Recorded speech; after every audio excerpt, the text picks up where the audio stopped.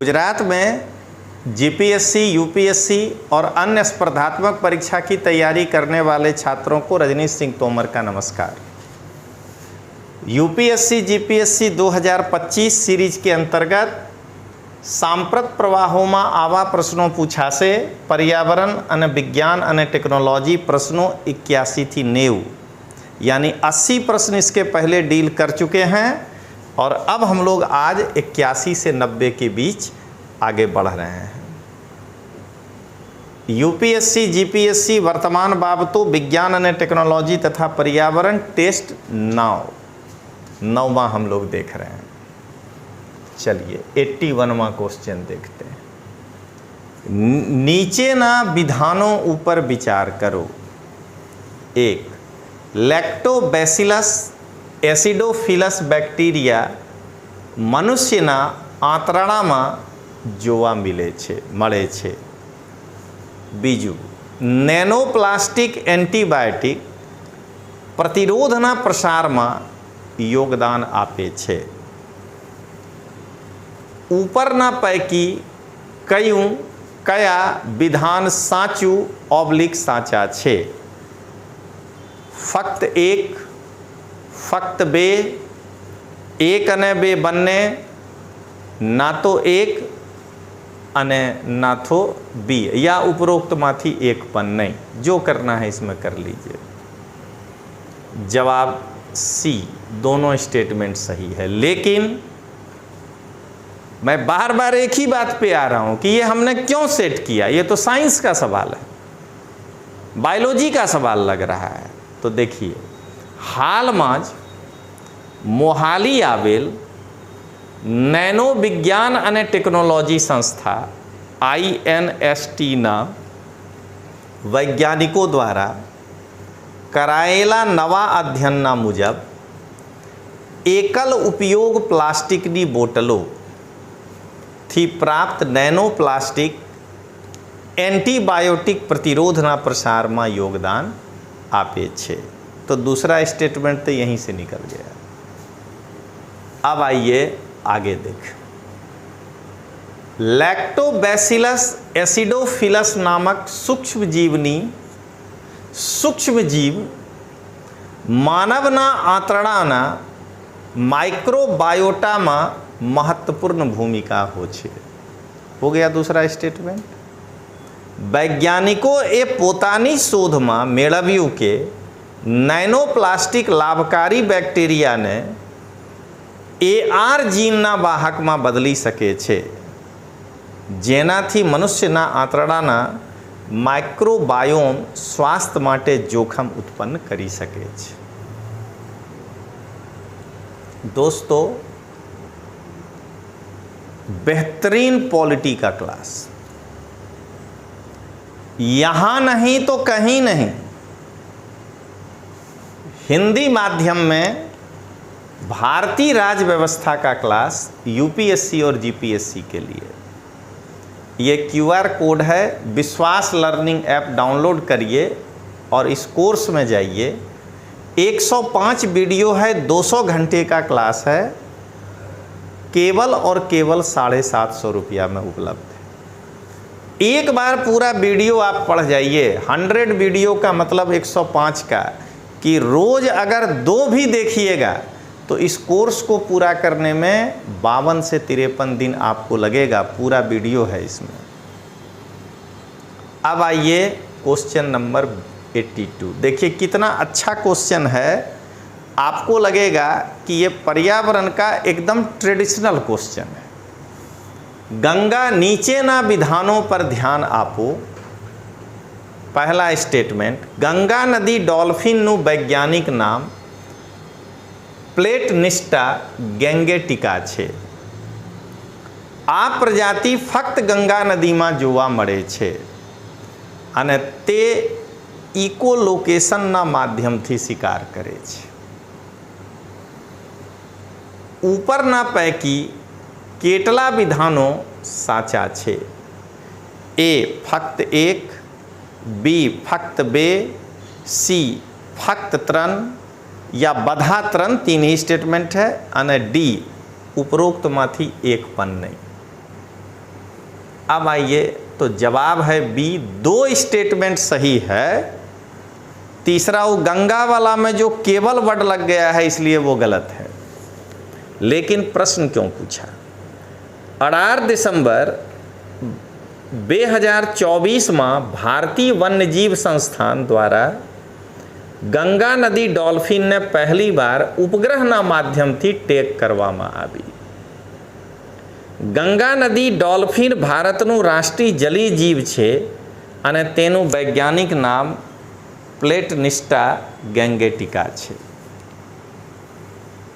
अब आइए, આ મીઠા પાણીમાં જોવા મળનારી ડોલ્ફિનની એક દુર્લભ પ્રજાતિ છે જે મુખ્ય રૂપથી ગંગા, બ્રહ્મપુત્રા, મેઘના અને કર્ણફૂલી નદી પ્રણાલીઓમાં રહે છે।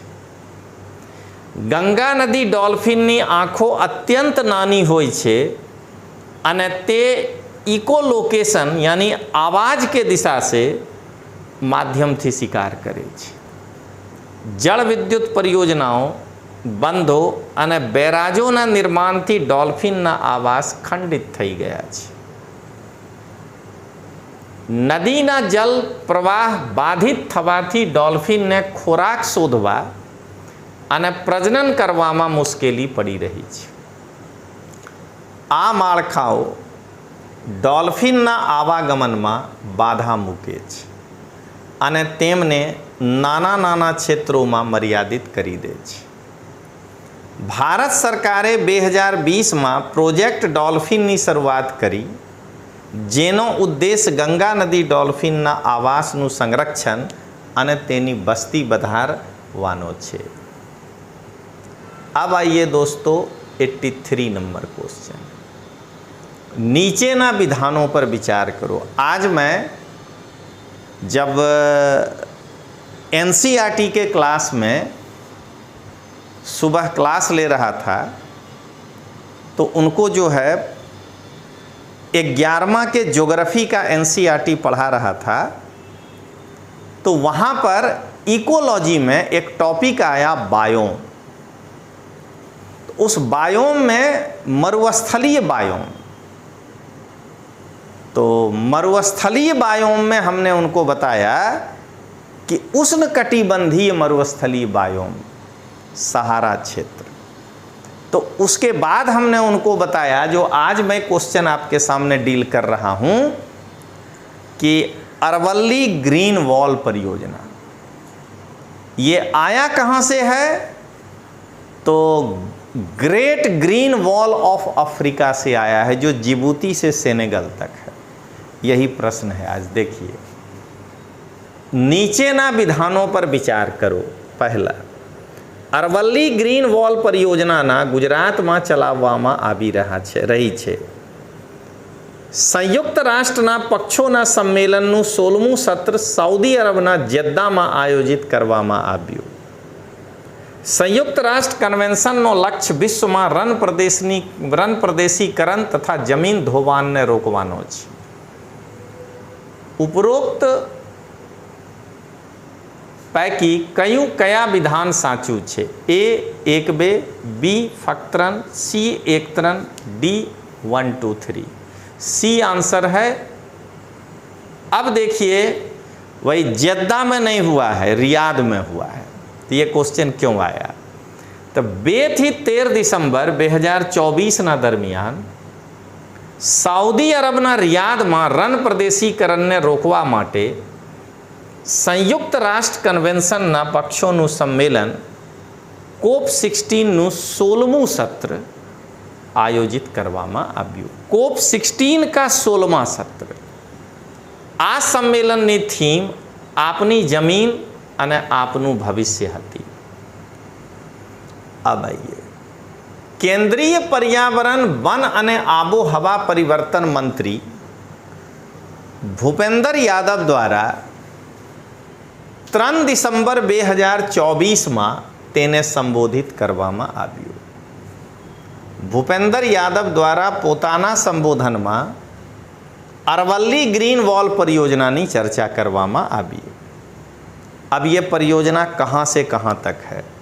तो अरवल्ली परियोजना अगर दिल्ली से शुरू करिए तो दिल्ली, हरियाणा, राजस्थान અને गुजरात માં 1.15 મિલિયન એકડ પડતર જમીનનો બહાલ કરવામાં ઉદ્દેશથી प्रारंभ કરવામાં આવેલ છે। यानी दिल्ली से लेकर के गुजरात तक जो अरावली पर्वत है उसके पैरेलल जो पड़तर जमीन है उसमें जो है वृक्षारोपण करके ग्रीन वॉल बनाने का प्रयास करेंगे। अब देखिए आगे, रण प्रदेशीकरण ने रोकवा माटे संयुक्त राष्ट्र कन्वेंशन 26 दिसंबर 1996 लागू थयु અને વર્તમાનમાં તેના 197 પક્ષકારો છે। अब आगे देखिए, તેના COP દરેક 2 વર્ષમાં આયોજિત કરવામાં આવે છે અને 15મું COP મે 2022માં આબિદજાન કોટડી આઇવરી કોસ્ટમાં આયોજિત કરવામાં આવ્યું હતું। अब देखिए दोस्तों, जिस भी बच्चे को एकदम बेहतरीन जीएस की तैयारी करनी है, माना अब उसके बाद कुछ नहीं है, आप इस कोर्स को अगर कर लेंगे तो दिल्ली से चलाने वाला जितना कोचिंग क्लास है आप उसका वीडियो देख करके फेंक देंगे कि ये तो ऊपर पढ़ा रहा है। तो यूपीएससी और जीपीएससी के लिए सामान्य अध्ययन का ये कोर्स है हिंदी माध्यम में। इसमें सामान्य विज्ञान, कला संस्कृति, पर्यावरण, इतिहास, भूगोल, भारतीय राज्य व्यवस्था, अर्थव्यवस्था और विज्ञान टेक्नोलॉजी को शामिल किए हैं। ये लगभग 1000 घंटा से ऊपर का क्लास है। फीस मात्र 7,999। आप इसको 1 साल तक पढ़ सकते हैं। आप समझिएगा, 1000 घंटा से ऊपर का क्लास, इसका माने 900 वीडियो कम से कम। पर डे भी 2 देखिएगा ना तो 1.5 साल तक देखते रह जाइएगा, यानी पर डे 3 देखना पड़ेगा। अब आइए 84, नीचे ना विधानों पर विचार करो। वाक्य 1, द ब्लोब नामक मरीन हीट वेव प्रशांत महासागરના उत्तर પૂર્વમાં ચાલે છે। वाक्य 2, અલ નીનોના દરમિયાન પ્રશાંત મહાસાગરના તાપમાનમાં વૃદ્ધિ થાય છે। ઉપરના વિધાનોની બાબતમાં નીચેનામાંથી કયું એક સાચું છે?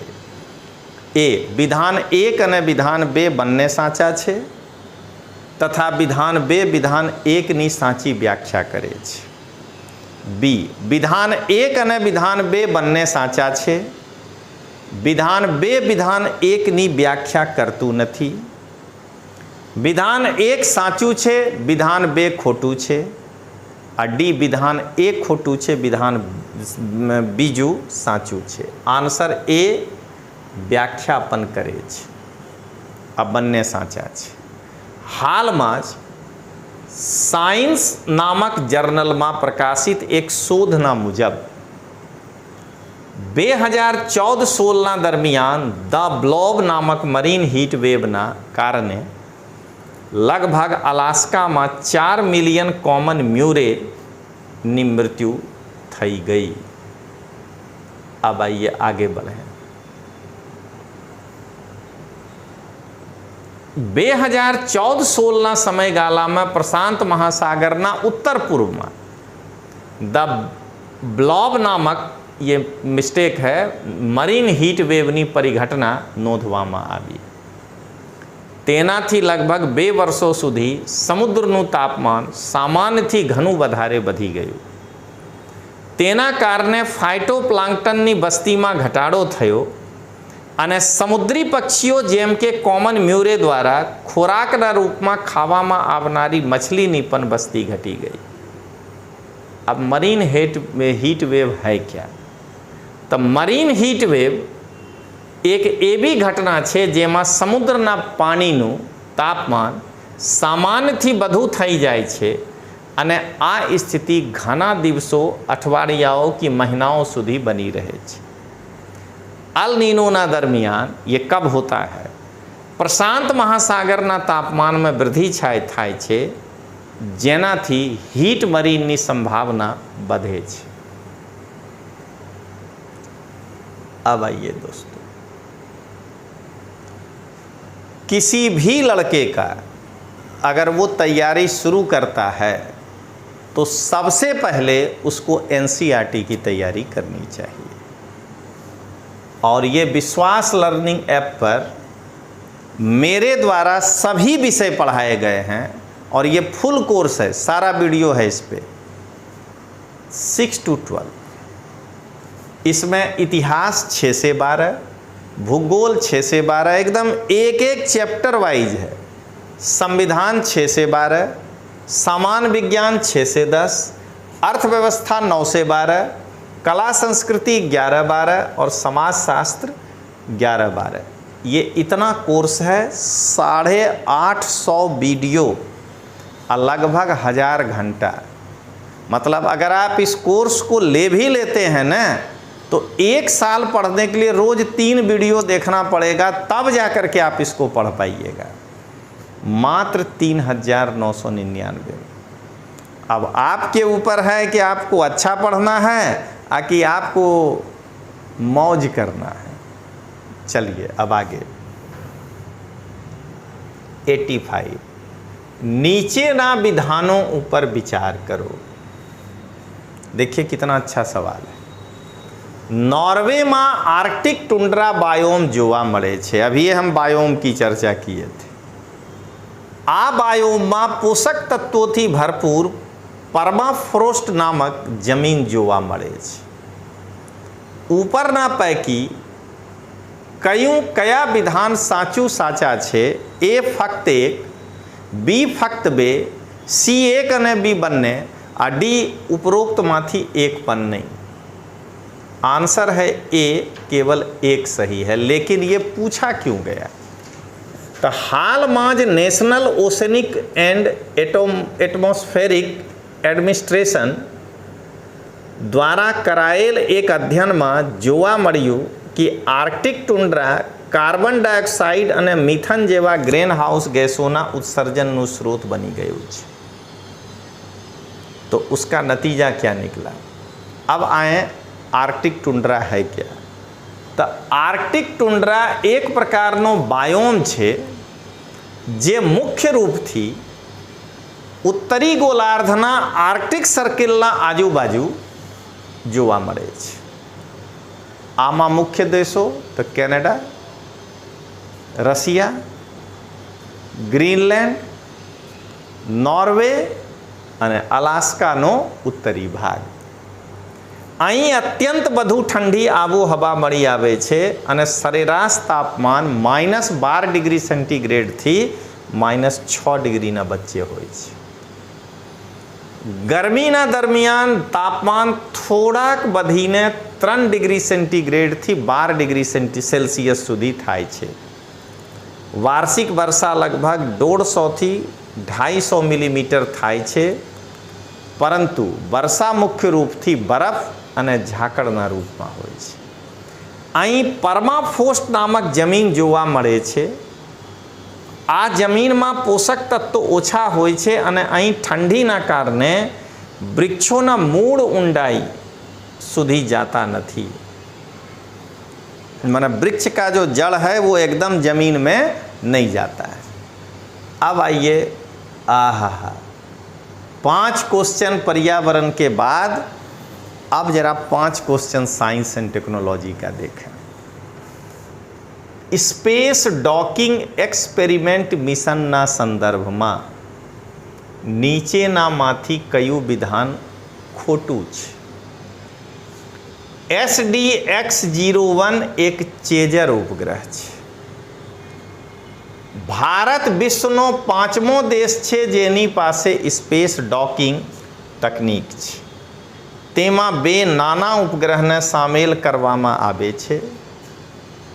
तेमा PSLV C-60 प्रक्षेपण यान उपयोग में लेवायु हतुं। बी आंसर जो है वो गलत है। 30 दिसंबर 2024 में इसरो द्वारा श्री हरिकोटा आवेल सतीश धवन अंतरिक्ष केंद्र थी स्पेस डॉकिंग एक्सपेरिमेंट मिशन ने PSLV C60 રોકેટના માધ્યમથી લોન્ચ કરવામાં આવ્યું. हो गया एक लाइन सही. સ્પેસડેક્સ મિશનમાં 2 નાના અંતરિક્ષ યાન સામેલ છે. દરેક યાનનું વજન લગભગ 220 કિલોગ્રામ છે અને તે પૃથ્વીથી 470 કિલોમીટર ऊपर चक्कर लगावी रहा है और जाहिर है कि दूसरा को पहला चेज करता है. तो SDX एक चेजर છે અને SDX-02 ટાર્ગેટ છે. સ્પેસડેક્સ મિશનની સફળતા પછી ભારત વિશ્વમાં ચોથો દેશ છે જેની પાસે स्पेस डॉकिंग टेक्नोलॉजी है. यही गलती हो गया, वहाँ 5वां देश लिखा है. तेनाथी पूर्व किस किस देश के पास? तो अमेरिका, रसिया और चीन पासे स्पेस डॉकिंग टेक्नोलॉजी हती. अब जरा देखें, आप किसी भी परीक्षा में गुजरात में अब अगर क्लास 3 लेवल में जा रहे हैं तो निबंध लिखने का आपके अंदर प्रैक्टिस होना चाहिए और उसी को ध्यान में रखते हुए विशुद्ध गुजराती मीडियम में 32 अगत्यना निबंध जो STI, PSI, GPSC, DYSO, UPSC, RFO में आपके काम का है. विश्वास लर्निंग ऐप डाउनलोड करिए. MS राणा सर जो कि पूर्व सदस्य हैं GPSC के, उन्होंने ही ये सारा वीडियो इसमें उनका है. मात्र 199 रुपया. निबंध 32, फैकल्टी MS राणा, पूर्व सभ्य GPSC, फी 199. अब आइए दोस्तों 87 नीचे ना पर ध्यान आपो. Yuri Gagarin cosmonaut training centre बीजा Centre National de Etudes Spatiales CNES, National Aeronautics and Space Administration NASA, Japan Aerospace Exploration Agency JAXA, ऊपर ना पैकी कई ऑब्लिक कया अंतरिक्ष एजेंसी भारतना गगनयान मिशन थी संकળાયેલા છે. फक्त एक, फक्त बे, एक बे, एक बेतरन, एक बेतरन 4. तो आंसर है D, चारों. देखिए जरा अब ये कैसे. तो 4 दिसंबर 2024 में भारतीय अंतरिक्ष संशोधन संगठन અને यूरोपीय अंतरिक्ष एजेंसीए गगनयान मिशन माटे ग्राउंड ट्रैकिंग सहाय माटे एक तकनीकी अमलीकरण योजना पर हस्ताक्षर करिया. इसलिए ये क्वेश्चन इम्पोर्टेंट. अब देखिए तो संकળાયેલા છે. भारतीय अंतरिक्ष यात्रियों गगननॉट्स ने रशियाना यूरी गैगारिन कॉस्मोनॉट ट्रेनिंग सेंटर में तालीम आपवामां आवी. तालीम में शू अपायो? तो तालीम में माइक्रोग्रेविटी, कटोकटीकालीन स्थितिओं और अंतरिक्ष में जीवन यापन थी संबंधित कौशल्य सीखवामां आव्युं. तो ये वाला सेंटर जुड़ा हुआ है यूरी गैगारिन. अब देखें CNES. तो CNES अंतरिक्ष यात्रियों स्वास्थ्य में देखरेख અને चिकित्सा सहाय माटे निष्णात या विशेषज्ञता प्रदान करी थी. ये दूसरा भी जुड़ गया. अब ये तीसरा, मानव अंतरिक्ष उड़ान मिशनों में नासाना अनुभवनो लाभ लेवामां આવ્યો. अंतरिक्ष यात्रियों तालीम और अंतरिक्ष में सुरक्षा प्रणालियों पर अमेरिकानी तकनीकी विशेषज्ञतानो उपयोग गगनयाननी संचार प्रणालियों ने सुदृढ़ करवा माटे करवामां આવ્યો. तो ये भी जुड़ गया. अब देखें JAXA.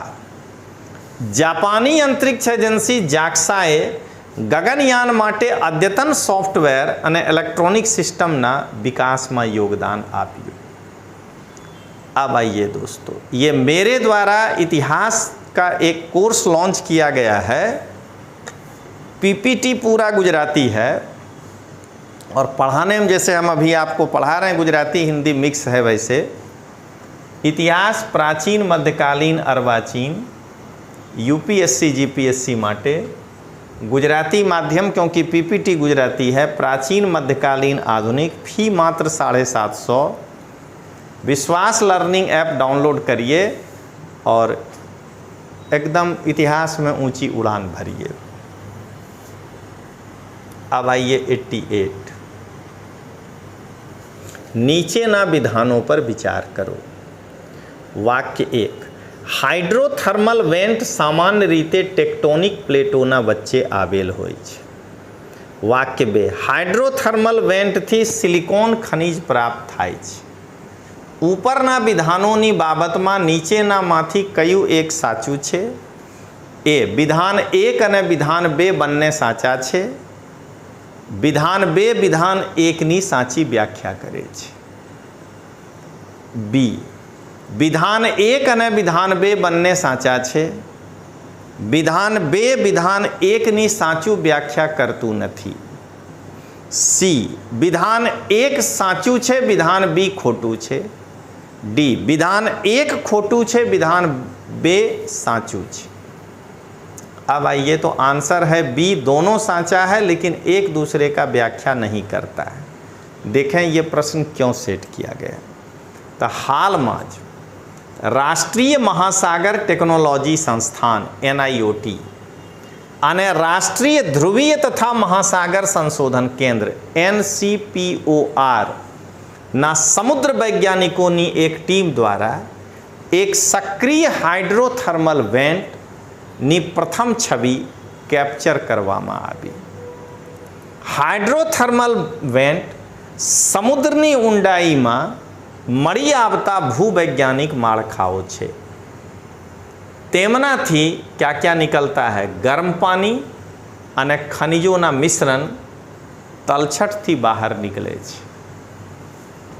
आ वेंट सामान्य रीते सक्रिय ज्वालामुखी क्षेत्रों, समुद्री पर्वतमालाओं के टेक्टोनिक प्लेटोना वच्चे आवेल होय छे। घना हाइड्रोथर्मल वेंट थी निकलता पानीनु तापमान 350 डिग्री सेल्सियस थी वधुपन होय छे और उसके बाद उसमें से क्या निकलता है? बेरियम, कैल्शियम और सिलिकॉन वगैरह खनिज आमा शामिल छे।